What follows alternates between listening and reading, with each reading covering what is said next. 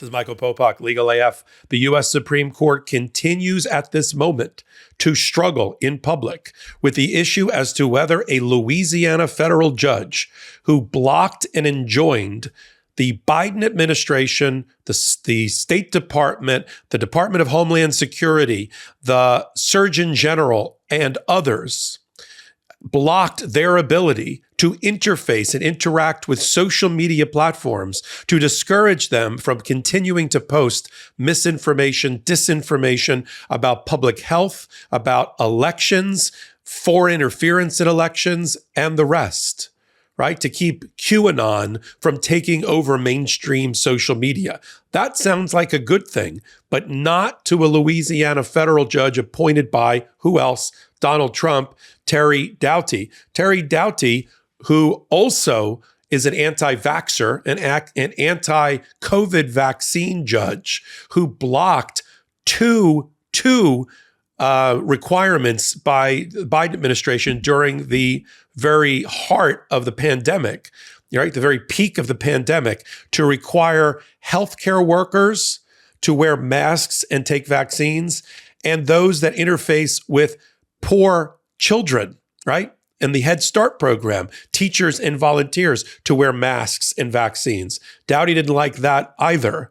And certainly when he had the opportunity to stop the Biden administration's efforts to interface and interact with their counterparts at social media platforms, point out social media posts that were not only inaccurate, but continuing to carry misinformation and disinformation that could lead to people dying, to having foreign governments interfere with our elections, to undermine our national security at a time of national crisis internationally, right?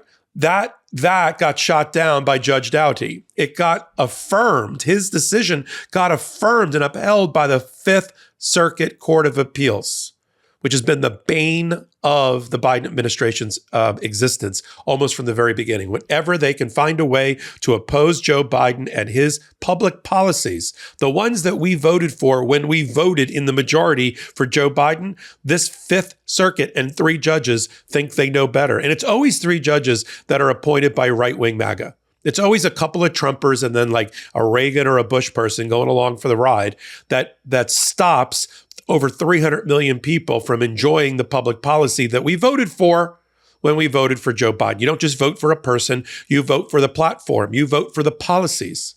But the policies have to be implemented. And now we have another three-judge panel of the Fifth Circuit.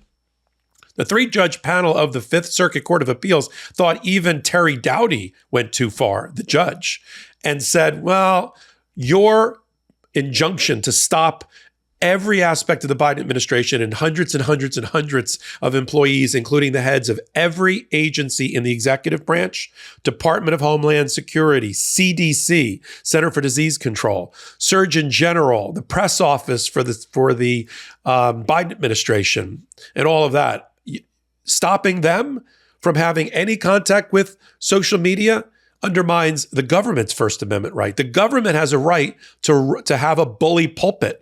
It's called a bully pulpit for a reason. The president gets to use his bullhorn to promote the public policies that he thinks are in the best interest of the United States of America. That's why we voted for the president. The president sets the moral course. The president sets a compass, and we either vote up or down for the person depending upon what policies and morality they run on.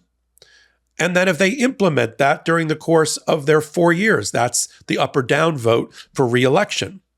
But if they're bound and gagged by three judges sitting down in Texas or Louisiana, undermines our ability to be enfranchised. We're disenfranchised as voters if three judges can get in the way of that.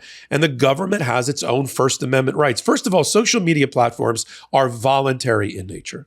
They're voluntary in nature, right? You don't have to be in a social media platform. It's not like a public utility like gas or electric, right? It is a public square, yes, but it's one that can be regulated even by the social media platforms who deplatform people that abuse their rules all the time. And the Supreme Court is struggling with these issues. And how do I know it? Because for the third time in less than 3 months, Justice Alito, Sam Alito, the farthest right of all the right-wing justices, the one that actually ripped away a woman's right to choose and destroyed 50 years of constitutional precedent with the Dobbs decision, overturning Roe versus Wade, that Justice Alito, he is assigned, not randomly, on purpose, to sit over and be the Supreme Court justice who sits over all issues coming out of the Fifth Circuit Court of Appeals, which includes Texas and Louisiana. Okay? And so this case came up to him, and in September, almost immediately, based on a request by the Biden administration, he did an administrative stay, hold the ring, put a pin in it, and blocked the enforcement of Judge Doughty's injunction that was affirmed by the Fifth Circuit Court of Appeals. I mean, the Fifth Circuit Court of Appeals even thought Doughty went too far and said, nah, we're going to let the State Department continue to have interaction with social media because that goes to national defense. You know, we're going to allow the Department of Homeland Security, again, defense, talk to social media, and we're going to let the Department of Health and Human Services talk to the media. But the rest of you, the Biden administration, the press secretary, Surgeon General, no. You are pressuring them. You're violating the First Amendment rights of other people. You're pressuring companies and coercing them, using coercion to suppress people's voices based on content, which is a violation of the First Amendment. And the Biden administration fought back and said, coercion, persuasiveness, which is the bully pulpit, is not the same thing as coercion. We're allowed to use our megaphone to be heard, to promote our public policy.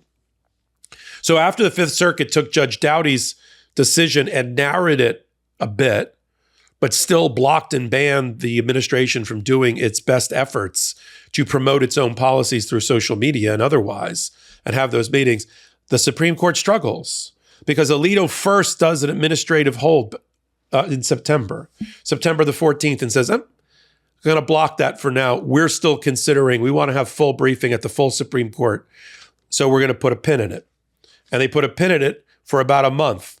Then that month expired, and they weren't ready to rule yet either or hold hearings on this issue. And so Alito did a second administrative hold on the 22nd of September until the 27th of September. But then that expired.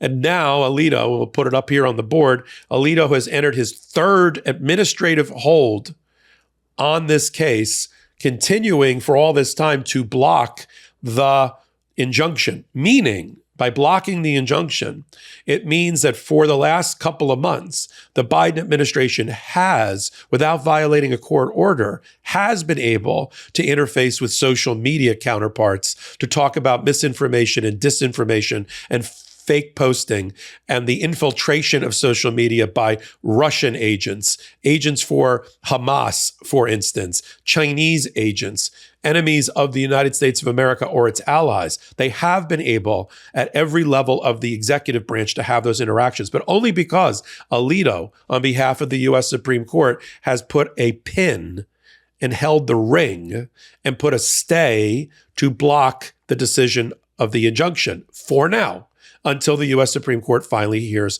complete, I assume, during this term of the U.S. Supreme Court. The term just opened.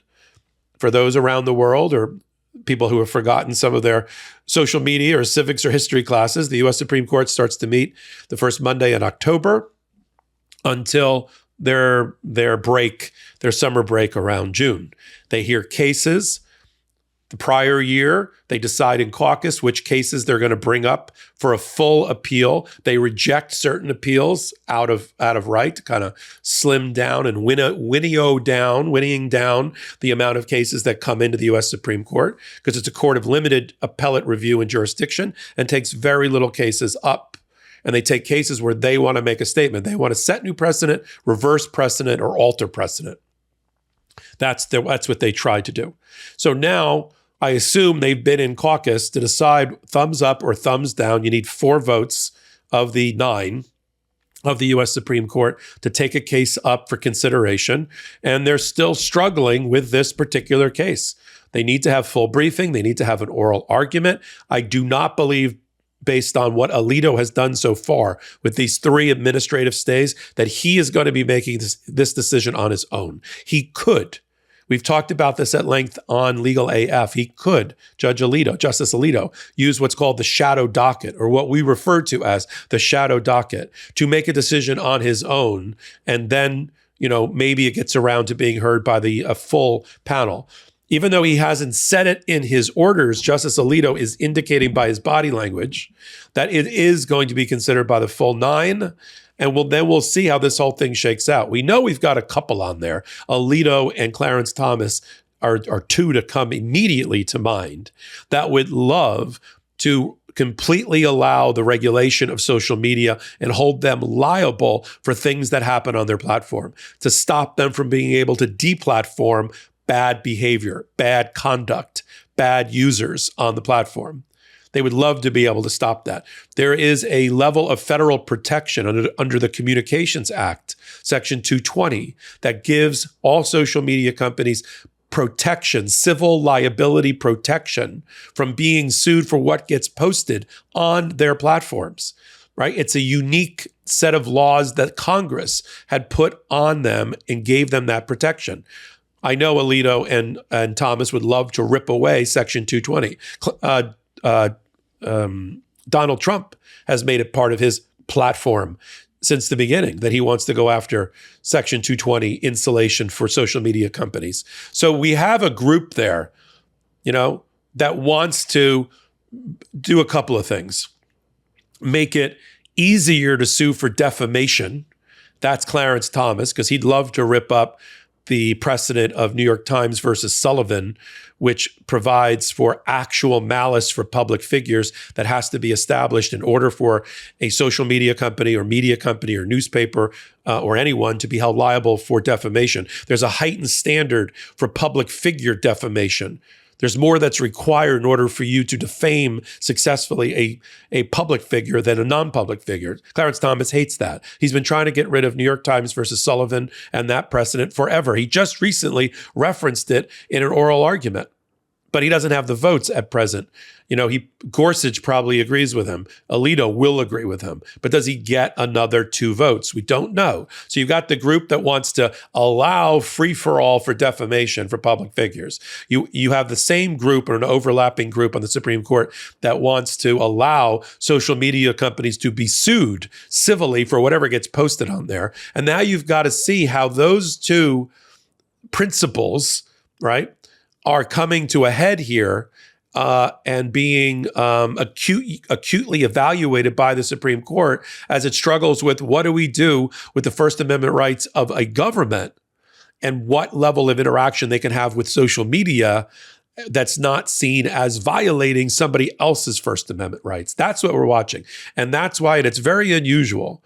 I'll tell you that from my experience as a court watcher. It is very unusual to see the U.S. Supreme Court and a administrative justice here in Alito to keep extending the administrative stay. It indicates turmoil below, struggle below by the U.S. Supreme Court, one that I'll continue to follow in the next, we're going to know by the 20th of October, right around the corner, what the Supreme Court's going to do. I doubt they're going to do a 4th stay or block of the injunction. They're going to have to make a decision, and on an expedited basis this term. And we'll see.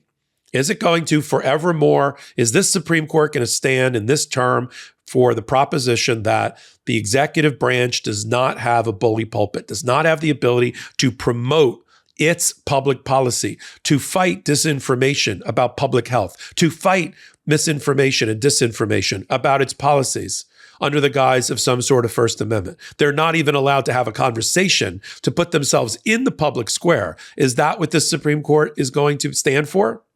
We'll have to see. We'll continue to follow it right here on the MeidasTouch YouTube channel. This is where I do my hot takes at the intersection of law, politics, and justice. And then watch me on Saturdays and Wednesdays on Legal AF. It's What You Think. All things politics, law, and justice. Co-anchored on Wednesday by me with Karen Friedman-Agnifilo, and on Saturdays with Ben Meiselas, right here on the MeidasTouch Network. Free subscribe, give them a thumbs up, help them get to 2 million subscribers. It's a grassroots effort without outside investors. This is your network, and help us grow. The bigger we are, and the more your voice is heard. If you like this particular hot take, give me a thumbs up, and I'll continue to bring content just like this to you every day, if not every hour. Until my next hot take, until my next Legal AF, this is Michael Popok. Hey, Meidas Legal Mighty, AF. love this report? Continue the conversation by following us on Instagram @MeidasTouch to keep up with the most important news of the day. What are you waiting for? Follow us now.